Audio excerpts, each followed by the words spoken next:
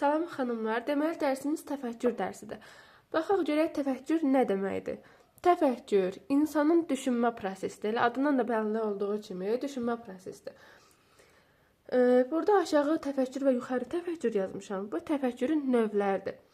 Aşağı təfəkkürə aiddir məntiqi təfəkkür, yuxarı təfəkkürə aiddir yaradıcı və tənqidi təfəkkür. Məsələn, deyə bilərsiniz ki, ay müəllim, bəs aşağı təfəkkürə niyə məntiqi təfəkkürə aiddir? Məsələn, bunu bir nümunə kimi sizə başa salaq lor dildə. Məsələn, təsəvvür eləyək ki, hər hansı bir dağa çıxırsınız. Məsələn, tura qoşulmusunuz, dağa çıxırsınız. Burada məntiqi təfəkkürə aid olan insan deyir ki, hamı bu yolla gedir, dağa çıxmaq yoludur da. Biz də bu yolla gedək. Çünki hamı yolla gedir də. Məntiqi təfəkkürdür. Amma yaradıcı təfəkkürə aid olan insan deyir ki, yox. Bu biri tərəf qısa yola oxşayır. Gəlin bu biri tərəfdən gedək. Görürsünüz ki, bu yaradıcı düşündü də. Hamının düşüncəsi ilə yox, öz düşüncəsini yaratdı. Qısa yol tapdı. Məsələn, yaradıcı yol tapdı. Aşağı təfəkkürə aiddir məntiqi təfəkkür, yuxarı təfəkkürə aiddir yaradıcı və tənqidi təfəkkür. Bu hamısı nədir? Bu ikisi. Təfəkkürün növləridir. Bu da aşağı təfəkkürün səviyyəsi məntiqi təfəkkürdür. Yuxarı təfəkkürün səviyyəsi yaradıcı təfəkkür və tənqidi təfəkkürə aiddir. Gəlin bunları silək.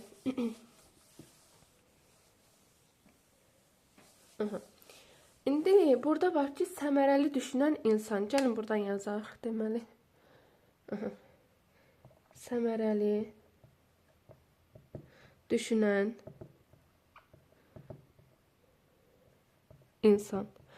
Səmərəli düşünən insan necə olmalıdır? Bax, onları yazırıq. Kamera yerləşirmi? Birinci nədir? Səmərəli düşünən insan fikirlərini ifadə edə bilməlidir. Yazaq.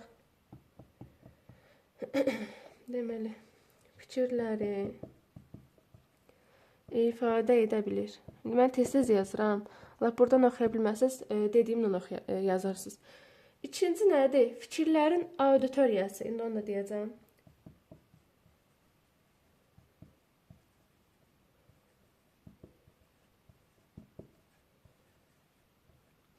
Fikirlərin auditoriyası nədir uşaqlar? Baxın, fikirlərin auditoriyası, yəni burada, məsələn, nə danışmaq lazımdırsa, onu danışmalıdır bir insan. Bax, odur fikirlərin auditoriyası. Üçüncü, səbəb-nəticə əlaqəsi. Səbəb-nəticə əlaqəsi. Daha sonra, konvergent. Konvergent də nə idi, qızlar? Konvergent necə düşünmədir? Tənbəlvari düşünmədir. Yəni, əlavə fikir axtarmır da. Məsələn, bayaq biz misal çəkdik ha ki, dağ yoluna çıxır, hamı hardan gedirsə, bu da oradan gedir. Əlavə fikir axtarmır. Bax, bu konvergent aiddir. Buna yaza bilərik bir cümlə ilə. Deməli, yeni fikir axtarmır. Deməli, dəyərləndirmə və problem həll etmə, yəni səmərəli düşünən insan həm dəyərləndirməni bacarmalıdır, həm də problem həll etməyi bacarmalıdır. Problem həll etmə. Həmçinin ən sonda oxşar və fərqli, yəni müqayisədir. Müqayisə etməyə bacarmalıdır. Oxşar və fərqli müqayisə. Müqayisə. Bax, buraya qədər səmərəli düşünməyə aiddir. Buraya qədər yazdıysa sileyim. Yaza bilməsəz, dondurarsınız, yazarsınız. Deməli, daha sonra nələr gəlir? Düşünmə formaları. Gəlin onu da yazaq. Buradan yazaq, yerləşsin. Deməli, düşünmə formaları. Bu düşünmə formaları həqiqətən çox vacibdir. Yəni, əzbərə də olsa öyrənin. Əsas lori dildə bir şey başa düşürsünüzsə, yəni öyrənmək asan da olacaq. Baxın, elə bax, buradan da yazaq. İnduktiv. Mən yazıram, hə. Dediklərimi də mütləq yazarsınız burada. İnduktiv, deduktiv. Baxın, İnduktiv nədir, deduktiv nədir? İnduktiv xüsusidən ümumiyyədir. Elə bax, belə yazaq. Xüsusidən, xüsusi, ümumi. Deməli, xüsusidən ümumiyyədir. Baxırıq indi burada induktiv nədir, deduktiv nədir? İnduktiv məsələn belə götürə bilərik. Neydən məsələcək? Məsələn də bir oğlanı hərbi xidmətə çağırırlar və 18 yaş var bunun. Onda məsələn mən düşünürəm ki, hə, demək hamı, bütün oğlanlar 18 yaşına çatanda hərbi xidmətə gedəcək. Görürsüz ki, məsələn, lap deyək ki, əlini götürək də, əli 18 yaşına çatanda hərbi xidmətə çağırırlar əlini. Və mən də düşünürəm ki, hə, onda bütün oğlanlar 18 yaşına çatanda hərbi xidmətə çağırılacaq. Görürsüz ki, xüsusidən ümumiyə getdi də, əlidən ümumi oğlanlara getdi. Bax, bu ümumidən xüsusidən ümumiyyədir. Deduktivə baxırıq. Deduktiv nədir? Baxın. Var ki, yazmır. Ümumidən xüsusiyə. Xüsusi. Məsələn, bax, bunu necə götürə bilərik? Məsələn, deyirəm. Məsələn, İsraildəki qadınları hərbi xidmətə çağırırlar. Hə, onda mən fikirləşirəm ki, hə, məsələn, deyirəm. İsraildəki nəzrin də onda hərbi xidmətə gedəcək. Görürsünüz ki, burada da ümumidən xüsusiyə getdi də. Burada çətin bir şey yoxdur ki, məncə yoxdur. Deməli, baxırıq. Üçüncü. Convergent. Convergent ilə bayaq keçdi, odur. Burada amma daha belə açılışlı yazaq ki, yəni çaşmayın da. Problemi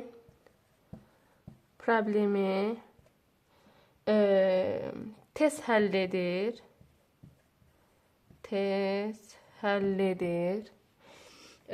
Həmçinin problemi deməli tez həll edir bu. Dördüncü yazaq. Konvergent, induktiv, deduktiv ayrıdır. Konvergentlə divergent də ayrıdır. Bax. Divergent. Deməli, konvergentdə nə idi? Problemi tez həll edir. Divergent nədir? Problemi elə mən dedikcə yazım, şey yazmadı. Problemi həll etmədə çətinlik çəkir, amma yeni axtarış yolu tapır. Konvergent dedik, axtarış yolu tapmır. Elə kim hardan gedirsə, elə oradan gedir. Amma divergent nədir? Problemi tez həll etmədə çətinlik çəkir, amma yeni bir yol axtarır. Lap belə yazaq, yeni bir yol. Yeni bir yol. Bu da divergent aiddir. Deməli, kameraya yerləşsin. Aha, bax buradan. 5. Beşinci nədir? Analoji düşünmə. Analoji düşünmə. Buraya yerləşməyəcəm. Mən dedikcə yazarsınız Lord dildə ki, yadınızda qalsın. Deməli, analoji düşünmə nədir? Nümunə gətirək həyatdan. Deyək ki, 2 dənə qardaş var. Birinin doğum günündə, ad günündə valideynlər ona velosiped alır. O biri qardaş da düşünür ki, hə, onda mən də doğum günümdə mənə velosiped alacaqlar. Bu nədir? Analoji düşündü də, oxşar düşündü. Oxşar. Bax, bu da ona aiddir. Hələsdən bir misal çəkirəm ki, yəni Lord dildə yadınızda qalsın. Deməli, 6-ya baxırıq. 6 nədir? Ardıcıl düşünmə. Ardıcıl düşünmə. Mən dediklərimi mütləq yazarsınız.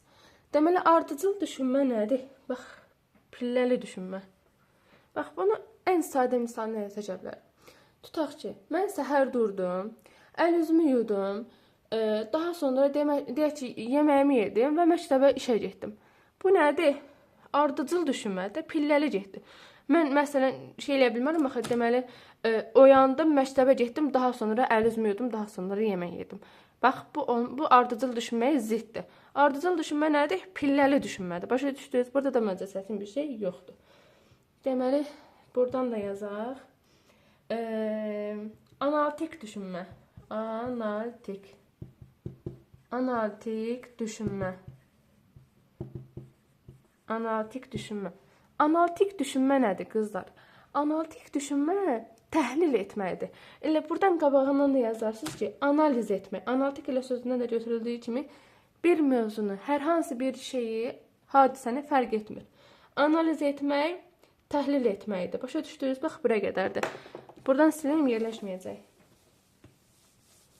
Buraya qədər yazarsınız. Daha sonra gəlir. Analitikdən sonra nə gəlir? Baxın. Buradan yazaq. Aha. Deməli, 8-ci də səhv eləmirəmsə, marker yazmır, 8. Sistemli düşünmə. Sistemli düşünmə. Sistemli düşünmə nədir qızlar? Sistemli düşünmə biraz ardıcıl düşünməyə oxşayır, amma o deyil. Bax, sistemlini bax bu formada eləyək ki, yəni tam başa düşəsiniz də, başa düşürsünüz, bax belə. Məsələn, sistemli düşünmə nədir? Məsəl çəkdim burada da. Məsələn, deyək ki, mən hər hansı bir yolla gedirəm. Və dənizə məsələn, bir butulka atıram, yaxud üzr istəyirəm, bir saqqız atıram, məsəl çəkirəm, nə yəni? Oradan başqa, məsələn, qadınla qayıdı mənə deyir ki, sən dənizə butulkanı atırsan, kim yapı maddedir axı? Onu balıqlar yeyir və biz yeyəndə, məsələn, xərçəngə tutuluruq və s. Gördünüz ki, bunu sistemli düşündü. Bax, odur. Deməli, 9-a keçirik. Yaxud, buradan başqa nümunə də götürmək olar. Buradan daha asan nümunə deyim, tam başa düşün də. Məsələn, oturmuşuq, səhər yeməndə, məsəl çəkirəm də, bal yeyirik. Sonra bal necə dövr eləyir, necə istehsal olunur, onun belə dövrü kimi başa salır da, deyək ki, babamız, nənəmiz, bax, odur, sistemli düşünmə odur. Deməli, bura qədər bildik. 9-cuya baxaq. 9-cu nədir? Verbal düşünmə. Verbal düşünmə nədir? Sözlü düşünmədir. Məsələn, kitab oxuyuruq, sözlü şəkildə oxuyub, sözlü şəkildə də düşünürük də. Bu verbala aiddir. Sözlü düşünmədir. Onun hansı idi? Qeyri-verbal. Qeyri-verbal da şəkillidir. Məsələn, tutaq ki, yolla gedirik və sağ işarəsi var da maşınlar üçün. Bu nədir? Şəkilli göstərir də. Bütün şəkilli, sxem, qrafik, nə bilmə, aydınca əsər belə şəkillidirsə, bu qeyri-verbala aiddir. Bura qədər bildik. Silim bunları. Deməli, daha sonra nə gəlir? Məntiqi təfəkkür. Biz keçmişdik axı. Deməli, bir dəqiqə mən yenisini də gətireyim. Deməli, baxırıq. Məntiqi təfəkkür nədir? Ona baxırıq. Məntiqi təfəkkür. Məntiqi təfəkkür necə olmalıdır? Bax, onları yazırıq. İndi mən qısaldıb yazacağım ki, yəni daha rahat götürəsiniz. Bu da həmənki kimi ardıcıl olmalıdır, əlaqəli olmalıdır, səbəb-nəticə əlaqəsi olmalıdır, Dediyimiz kimi xüsusidən ümumiyə, ümumidən xüsusi olmalıdır. Daha sonra problemin sadə həlli. Bax, bu çox vacibdir. Problemin sadə həlli. Yəni, hər hansı bir problemin sadə həllini tapmalıdır məntiqi təfəkkürə sahib olan insan. Bir də faktlar əsasında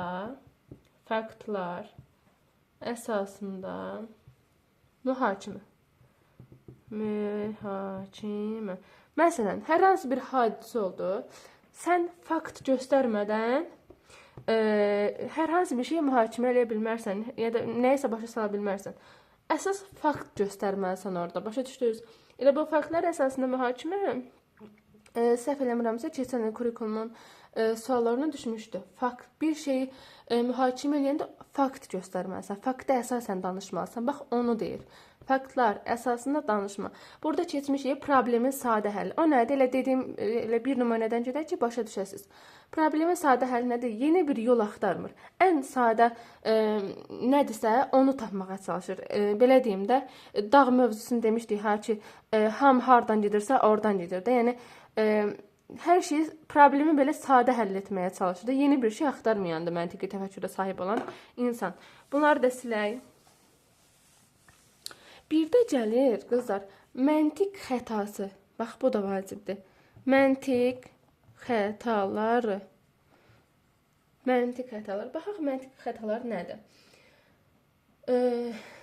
Buradan yazaq, deməli.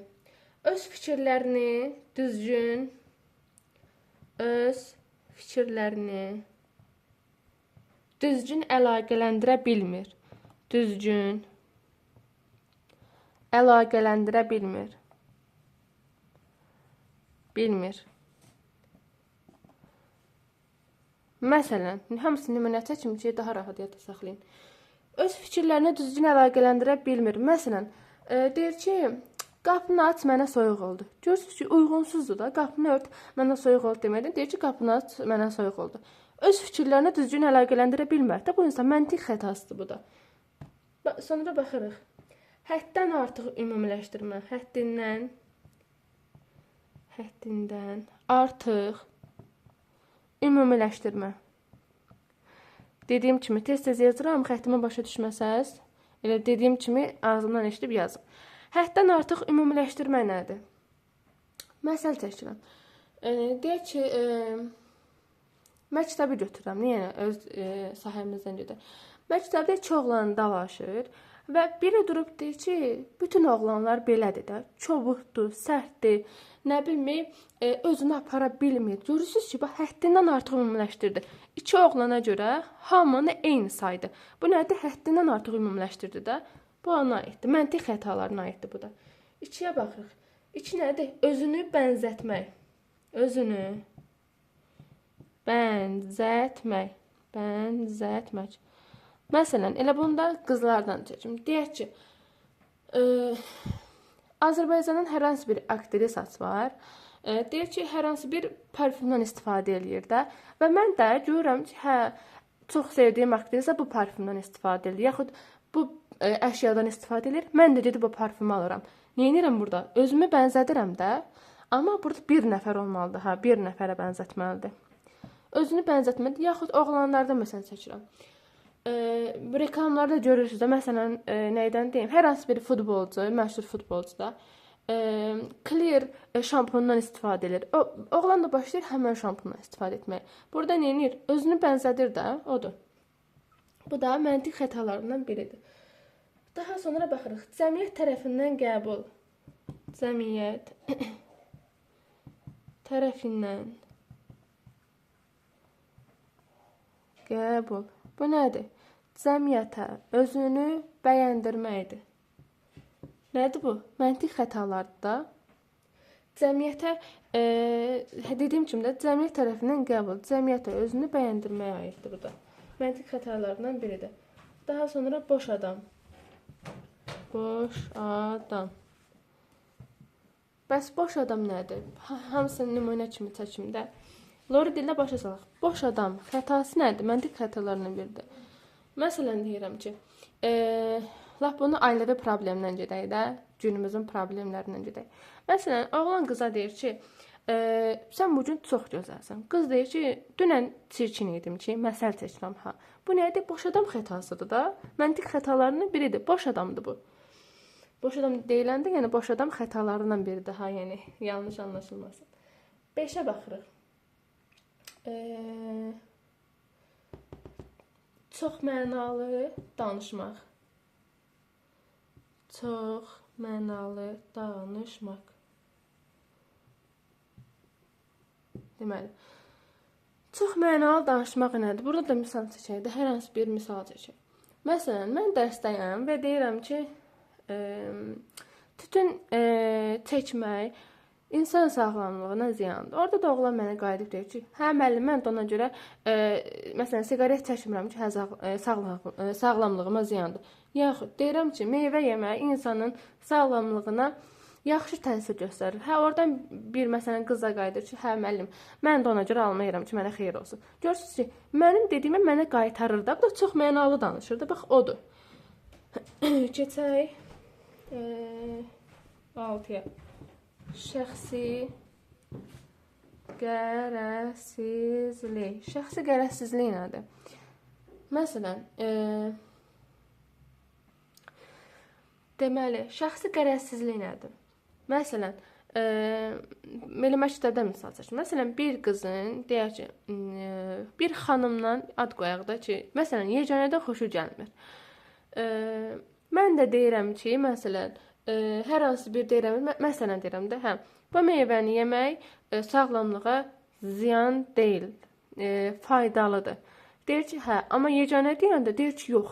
Məsələn, sən səhv danışırsan. Çünki onu, məsələn, sevmir axı o insanı. Ona görə o nə deyir desin, düz də desə, səhv də desə, onun dediklərini qəbul etmir. Şəxsi qərəzsizlik eləyir də. Bu da məntiq xətalarından biridir. Bura silə yerləşmir. Deməli, keçdik 7-yə. 7 nədir? Skolyar argument.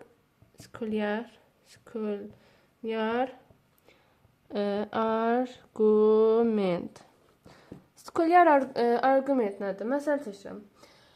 Yeni məktəbdən nümunə gətirək. Məsələn, mən bir aytaca deyirəm ki, aytac partanın altında kağızlar var, zibillər var. Mənə məsələn qayıdıb deyir ki, mən növbətçi deyildim axı bu gün. Mən səndən məsələn növbətçi olub olmamağını soruşmuram axı. Deyirəm ki, məsələn, partanın altındakı zibilləri götür, məsəl çəkirəm. Yaxud yolla gedirəm, yol tanımıram. Məsələn, deyirəm ki, Məhəmməd Əmin Rəsulzadə küçəsi hardadır? Deyir ki, məsələn, mən burada qalan deyiləm. Mən səndən soruşmadım axı ki, sən burada qalan deyirsən. Sadəcə bu yolu bilirsən, bilmirsən. Onu mənə dinlə. Bax, bu skolyar argument aiddir. Yəni, məntiq xətalarına aiddir. Gəlin, indi bunları da silək. Buraya qədər yəqin ki, hamı başa düşdü. Məncə, burada heç bir çətinlik yoxdur. Sadəcə çoxlu öyrənmək lazımdır. Nümunə kimi yadda saxlamaq lazımdır. Deməli, gəldik tənqidi təfəkkürə. Tənqidi, təfəkkür. Tənqidi təfəkkür nə deməkdir? Sıralama onu yazıram və dəftərinizə götürdüm. Tənqidi təfəkkür aydın düşünməlidir. Aydın düşünmə olmalıdır onda. Rasional düşünmə, yəni düz düşünmə də, rasional düşünmə. Elə buradan düz yazım ki, düz olmaq. Lap testdə işləyəndə çaşmayasınız. Deməli, qərəzsiz düşünmə. Qərəzsiz düşünmə. Daha sonra obyektiv olmaq. Obyektiv olmaq. Hər bir şey daha obyektiv olmaq. Daha sonra dəyərləndirmə. Bu hamısı tənqidi təfəkkürə aid daha. Dəyərləndirmə. Bunların hamısını əzbərləmək lazımdır. Daha sonra dəyərləndirmə, mühakimə etməyi bacarmalıdır. Mühakimə. Daha sonra gəlir argument. Elə əvvəl keçdiyimizdə skolyar argument. Daha sonra əsaslandırmaq. Kameraya düşür. Aha, əsaslandırmaq və meyar üzrə baxmaq. Hər bir şeyə meyar üzrə baxmalıdır. Meyar üzrə baxmaq. Səbəbə görə baxmaq, meyar üzrə baxmaq. Buraya qədər bildik yəqin ki, bunları hamısını dəftərinizə yazırsınız. Daha sonra gəlir tənqidi təfəkkürə sahib olan insan.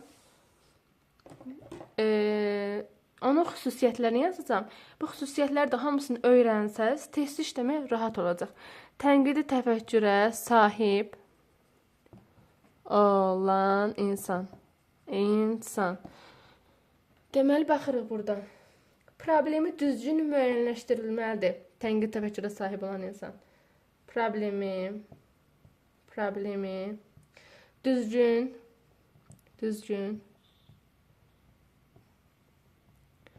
müəyyən, indi bu tam yazarsınız, müəyyənləşdirilməlidir. İkinci, problemin yaranma səbəbini araşdırmalıdır. Hamısı buna aiddir ha. Problemin yaranma səbəbini. Gəlin elə uzun-uzadı yazmayın. Mən dedikcə siz yazın. Deməli, baxırıq. Problemin yaranma səbəbini araşdırmalıdır. Üçüncü, problem haqqında informasiya tapmalıdır. Dördüncü, problemin sistemli həlli olmalıdır. Mən dedikcə yazırsınız. Daha sonra problemin səmərəli həllini tapmalıdır. Bax, tənqidi təfəkkürə sahib olan insan. Daha sonra problemin həll yolunu yaxşı mənada tapmalıdır, yəni müsbət mənada. Daha sonra uyğunsuzluqları və yanlış anlaşılmaları həll etməlidir. Bu da tənqidi təfəkkürə sahib olan insana aiddir. Daha sonra dəlillərdən düzgün və qərəzsiz istifadə etməlidir. Əslində tənqidi təfəkkürə sahib olan insan pis insan deyil, əksinə yaxşı insandır. Daha sonra məntiqi cəhətdən əsaslı və əsassız fikirləri ayıra bilməlidir. Bu da tənqidi təfəkkürə sahib olan insana aiddir. Daha sonra nəticələri görə bilməlidir, mümkün nəticələri. Daha sonra öyrənmə, araşdırma və öyrənməyə marağı olmalıdır. Tənqidi təfəkkürə sahib olan insan. Deməli, fikirlərin yanlışını biləcəyini qəbul etməlidir. Deyək ki, bir fikir söyləyir, amma yanlış olduğunu bilməlidir də, başa düşdünüz? Həm bilməlidir, həm də onu qəbul etməlidir. Bax, bu tənqidi təfəkkürə sahib olan insandır. Daha sonra qərəzsizliyə yol verməməlidir. Daha sonra şişirtməni elə bil necə başlayım sizə bunu. Bir şeyi şişirtmədən təqdim etməlidir. Hər an deyək ki, bir hadisə olub, onu şişirtmədən necə olubsa elə deyək ki, insanlara danışmalıdır. Başa düşdünüz? Bax, bu tənqidi təfəkkürə sahib olan insandır. Lap videonu dayandırarsınız, mən dedizdən yazarsınız. Deməli, daha sonra gəlir tənqidi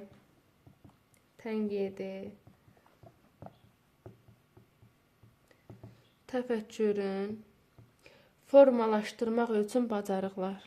Formalaşdırmaq üçün bacarıqlar. Biz tənqidi təfəkkürü necə özümüzdə formalaşdıra bilərik, onu deyir. Bacarıqlar. Deməli, birə baxırıq. Buradan yazaq.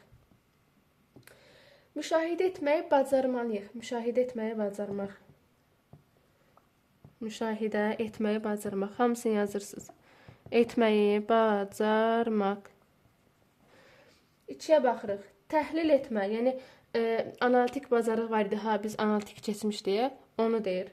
Təhlil etmə. Təhlil etmə. Analitik bacarıq.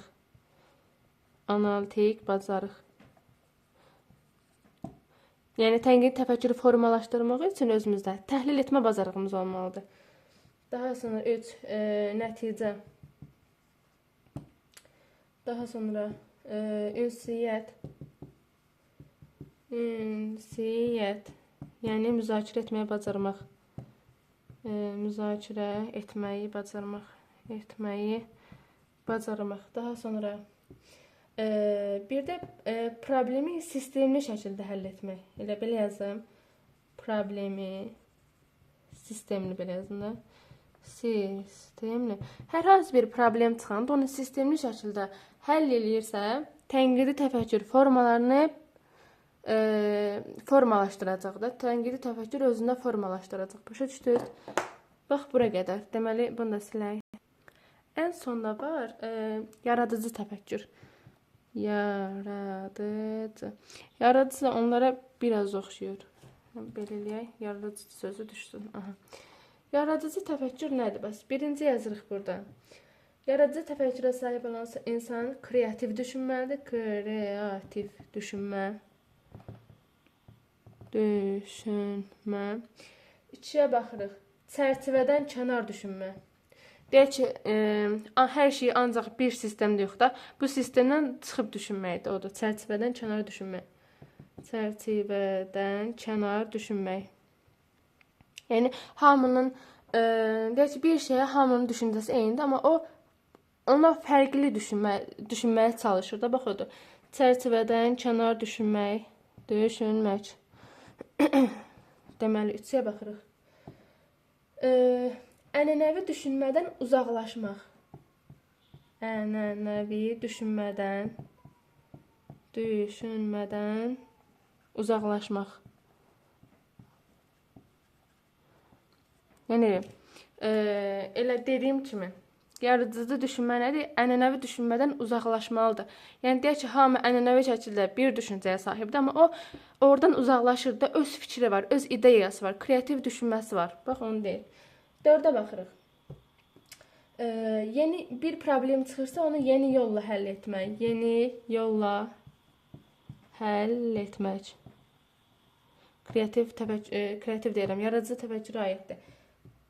5-ə baxırıq. Plan qurmalıdır. Plan qurmaq. Plan qurmalıdır. Deməli, 6-ya baxırıq. Təkliflər irəli sürməlidir. Elə buradan təklif yazın. Yaradıcı təfəkkürə sahib olan insanlardır bunlar. Deməli, burada əsas bizə nə lazım oldu? Elə bura yazın. Bax, bir də bu var. Bura yazın, başa düşəcəksiniz. Problem.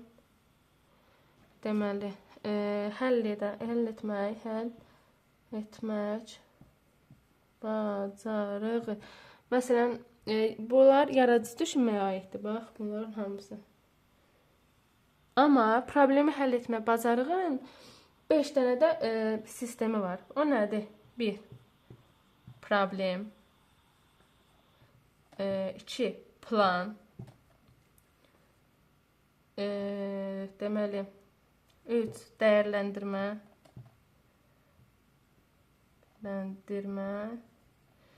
Və 4. Qiymətləndirmə.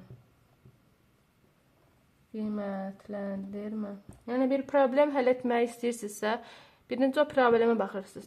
Sonra plan qurursunuz. Daha sonra dəyərləndirirsiniz, sonra da qiymətləndirirsiniz.